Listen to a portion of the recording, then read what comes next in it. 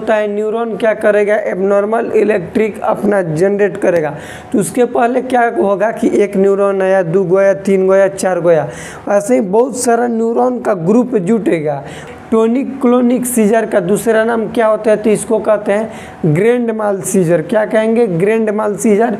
और absent scissor को कहते हैं पेटिट माल एपिलेप्सी। ठीक, नमस्कार दोस्तों, नर्सिंग के इस यूट्यूब चैनल पर आप सभी का स्वागत है। दोस्तों आज के वीडियो में हम लोग पढ़ने वाले हैं नर्वस सिस्टम का डिसऑर्डर, जो कि पिछले वाले वीडियो में हम लोग पढ़े थे हेड इंजरी के बारे में। इस वीडियो में हम लोग पढ़ेंगे सीजर डिसऑर्डर। सीजर डिसऑर्डर एक नर्वस सिस्टम का ही रोग है, तो इसके बारे में हम लोग पढ़ेंगे कि ये होता क्या है, क्यों होता है, इसके टाइप्स को जानेंगे कि कितने टाइप्स के होते हैं, यदि ये किसी पेशेंट में हो गया तो उसका क्या साइन एंड सिम्टम्स देखने के लिए मिलेगा, हम लोग जानेंगे। डायग्नोसिस जानेंगे और मैनेजमेंट इसका जानेंगे।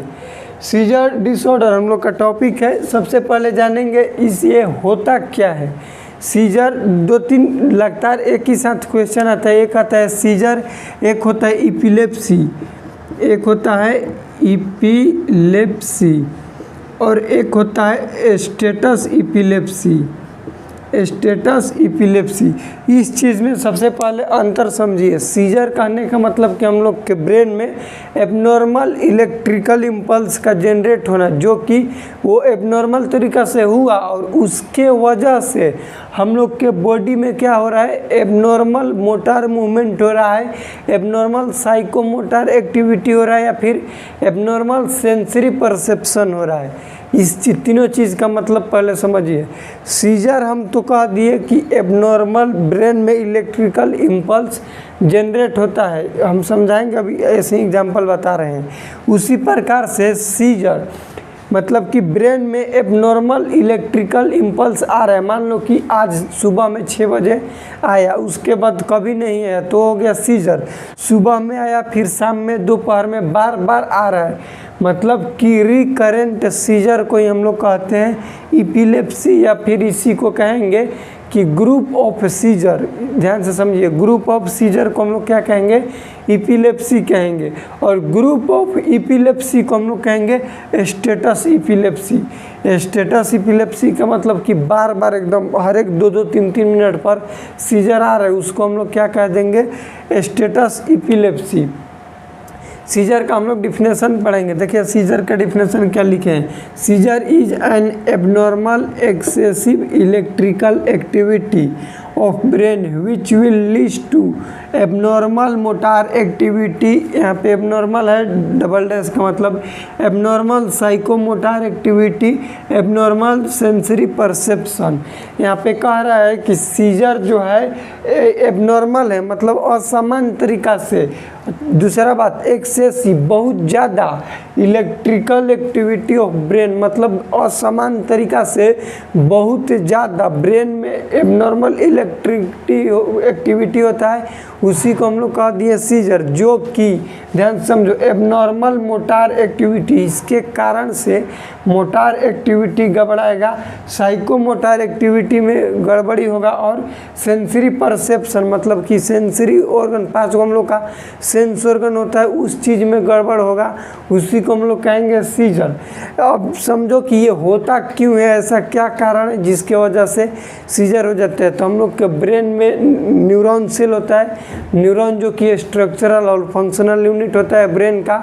वो न्यूरॉन क्या होगा, हम लोग के सेल जो ब्रेन में रहता है वो अपना अच्छा तरीक़ा से फंक्शन नहीं कर पाएगा, या फिर उसमें कोई भी डिस्टरबेंस होगा तो वो क्या करेगा, बहुत सारा न्यूरॉन एक साथ इकट्ठा होके और अपना इम्पल्स को जनरेट करेगा। क्योंकि ये हम लोग का जो न्यूरॉन है उसका फंक्शन जब पढ़ते हैं तो उसमें आता है कि न्यूरॉन का काम होता है इलेक्ट्रिक इम्पल्स को जनरेट करना, और वो बहुत सारा न्यूरॉन अचानक से बहुत ज़्यादा कर देता है इलेक्ट्रिक इम्पल्स जनरेट, उसी को हम लोग कहते हैं सीजर डिसऑर्डर।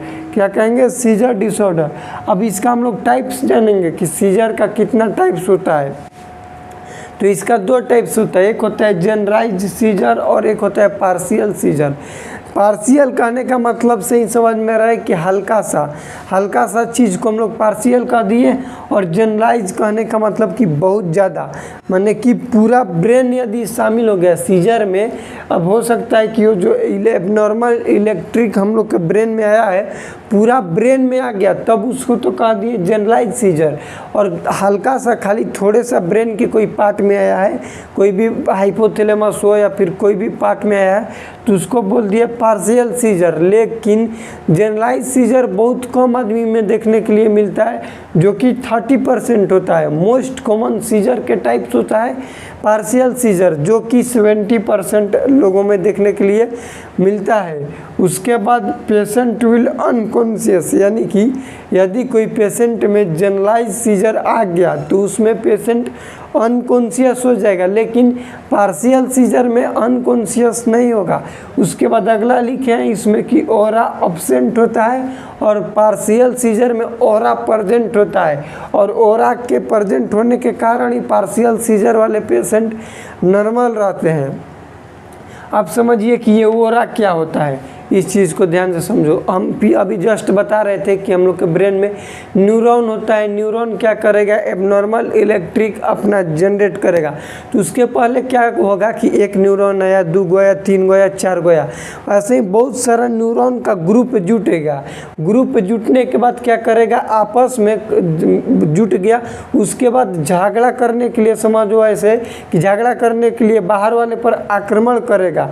तो बाहर वाले पर आक्रमण करने से पहले एक बार जयकारी लगाएगा कस के, झन दे, सारा न्यूरॉन क्या करेगा, अपना जयकारी लगाएगा। तो उसी को हम लोग कह दे ओरा, मतलब कि झन दे अचानक से हुआ ना, तो पेशेंट को पता चल जाएगा, जो सीजर वाले पेशेंट होते हैं उसको क्या होगा कि सीजर आने के ठीक 2-4 मिनट पहले उसको ऐसा सेंसरी ऑर्गन उसका काम करेगा कि हाँ इसको हो सकता है कि हमको लगेगा, मान लो कि हम सीजर वाले पेशेंट है तो हमको ओरा के थ्रू, ध्यान से समझो, यदि पार्शियल सीजर है, ओरा प्रेजेंट है, और वो जो जितना भी न्यूरॉन जयकारी लगा तो क्या हुआ कि हराक दे, एक बार आया इम्पल्स, तो हमको पता चल जाएगा कि अगला 2 से 3 मिनट के अंदर हमको सीजर आने वाला है। उसी को कहते हैं ओरा। ओरा का मतलब होगा प्री सेंसरी परसेप्शन, मतलब कि सेंस होने के पहले, कोई भी चीज़ आने के पहले हमको आभास हो जाना। जैसे हम लोग कहते हैं कि भूकंप, ये सब आने के पहले जानवर को, कुत्ता को, गाय भैंस को जल्दी पता चल जाता है कि आज भूकंप आने वाला है।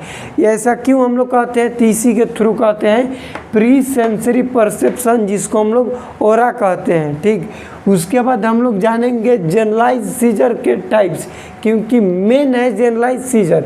सबसे मोस्ट कॉमन होता है पार्शियल, लेकिन मेन होता है जनरलाइज सीजर। इस चीज़ को याद रखिएगा। जनरलाइज सीजर का बहुत सारा टाइप्स होता है, जैसे टोनिक क्लोनिक सीजर होता है, उसके बाद एटोनिक सीजर होता है, अब्सेंट सीजर होता है। अब्सेंट सीजर को हम लोग कहते हैं पेटिट माल एपिलेप्सी। क्या कहते हैं, petit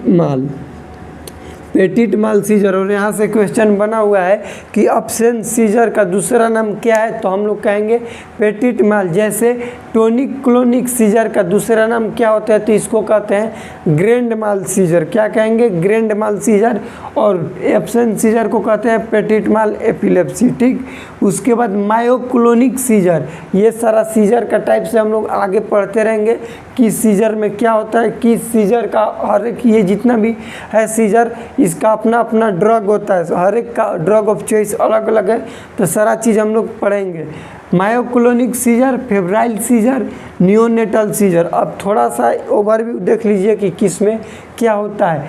tonic clonic scissor, tonic कहने का मतलब कि मसल का टोन बढ़ जाना। मसल का टोन बढ़ जाना, इसका मतलब क्या होता है, तो हाथ एकदम, जो भी पेशेंट का सारा बॉडी ऑर्गन का मसल काड़ा हो जाएगा, रिजिड हो जाएगा, उसी को बोल दिए टोनिक।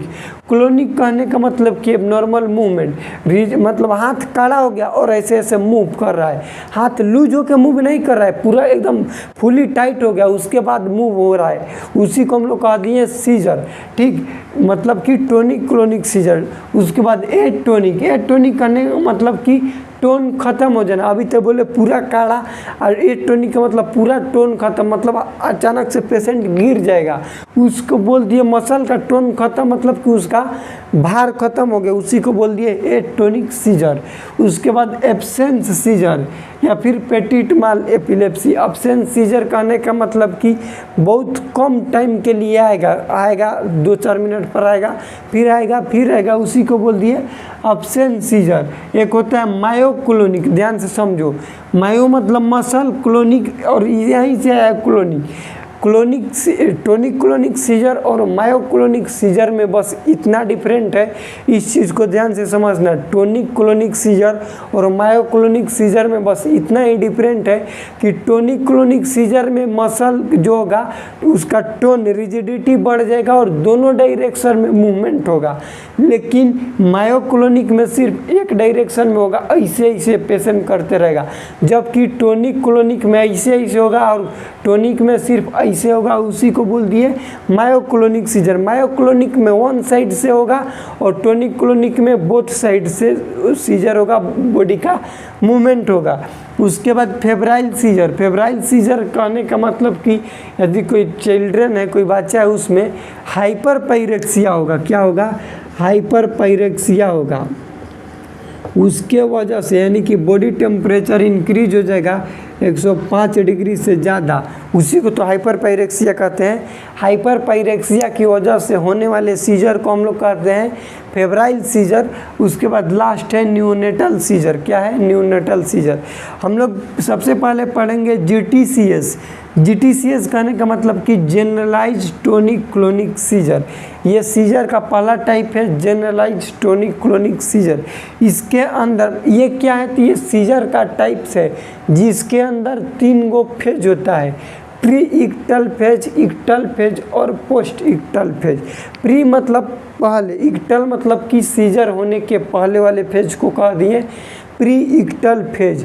इक्टल फेज मतलब कि सीजर आया उसके साथ चलने वाले फेज को कह दिए इक्टल फेज, और सीजर होने के बाद पेशेंट के अंदर जो भी चीज़ दिखेगा उसको बोल दिए पोस्ट इक्टल फेज। ठीक, प्री इक्टल फेज में भी 2 टाइप आता है, एक होता है प्रोडर्मल फेज, एक होता है ओरा फेज। ये दोनों फेज का मतलब आप लोग को यहीं पे बता दिए। ओरा फेज वाले में कि ओरा मतलब कि प्री सेंसरी परसेप्शन होगा, यानी कि पेशेंट में पहले से ही पता चल जाएगा कि हमको सीजर आने वाला है, उसको बोल दिए प्री इक्टल फेज। उसके बाद इक्टल फेज में क्या होगा? इक्टल फेज मतलब मेन फेज है सीजर का। 3 गो फेज होता है, प्री इक्टल, इक्टल और पोस्ट इक्टल। इक्टल मेन फेज होता है सीजर का, मतलब कि जब पेशेंट के अंदर सीजर हो गया, झटका है, उसके अंदर टोनिक और क्लोनिक फेज देखने के लिए मिलता है।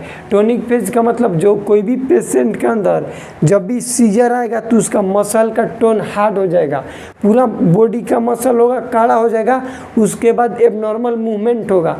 इसी को हम लोग बोल दिए एग्जैक्ट फेज हो गया, मतलब कि एक्चुअल कोई फेज है सीजर का तो है इक्टल फेज जिसके अंदर टोनिक और क्लोनिक फेज आता है। और लास्ट हो गया पोस्ट इक्टल फेज, जो कि पोस्ट इक्टल फेज में पेशेंट स्लीपी और लेथार्जी देखने के लिए मिलेगा, स्लीपी देखने के लिए मिलेगा और लेथार्जी देखने के लिए मिलेगा। ये हो गया हम लोग का जनरलाइज टोनिक क्लोनिक सीजर। अगले वाले वीडियो में हम लोग पढ़ेंगे ये जितना भी सीजर का टाइप्स है और सभी सीजर के टाइप्स का मैनेजमेंट में उसका ड्रग ऑफ चॉइस, क्योंकि वहाँ से क्वेश्चन एग्जाम में आता है। हम लोग एक बार ओवरव्यू रिव्यू कर लेते हैं सीजर। सबसे पहले जाने सीजर का डिफिनेशन होता क्या है, तो बोले कि seizure is an excessive abnormal electrical activity of brain which will lead to, जो कि हम लोग के आगे चल के ये चीज़ कर सकता है। क्या करेगा? Abnormal motor activity, abnormal psychomotor activity, abnormal sensory perception, ये तीनों चीज़ आगे सीजर आगे चल के कर सकता है। ठीक, हम लोग टाइप्स जाने सीजर के 2 types, generalise seizure, partial seizure. Generalise seizure 30% ही आदमी में होता है, जबकि पार्शियल सीजर 70% होता है। 70% होने के कारण पार्शियल सीजर को most common type of seizure कह दिए। लेकिन ओरा के यदि हम लोग बात करें तो जनरलाइज सीजर में ओरा एब्सेंट होता है, जबकि पार्शियल सीजर में ओरा प्रेजेंट होता है। ओरा कहने का मतलब कि प्री सेंसरी परसेप्शन, किसी भी चीज़ के होने के पहले हम लोग को कोई अनुमान हो जाना कि आगे चल के ये हो सकता है, इसी को हम लोग कहते हैं ऑरा। ठीक, उसके बाद पेशेंट जनरलाइज सीजर में अनकॉन्शियस होता है, जबकि पार्शियल सीजर में पेशेंट कॉन्शियस होता है। उसके बाद हम लोग पढ़े जनरलाइज सीजर के बहुत सारा टाइप्स, जिसके अंदर पढ़े tonic clonic seizure, atonic seizure, absent seizure जिसको हम लोग पेटिटमान सीजर कहें, मायोक्लोनिक सीजर, फेब्राइल सीजर और न्यूनेटल सीजर। ये सारा हम लोग का हो गया सीजर का टाइप्स। यहाँ से क्वेश्चन आया था कि यदि कोई पेशेंट है जिसके अंदर बॉडी टेम्परेचर इंक्रीज हो गया तो किस टाइप के सीजर देखने के लिए मिलेगा, तो होगा फेब्राइल सीजर। ये हम लोग को हो गया सीजर। अगले वाले वीडियो में हम लोग सबका टाइप्स जानेंगे डिटेल में और उसका ड्रग ऑफ चॉइस जानेंगे।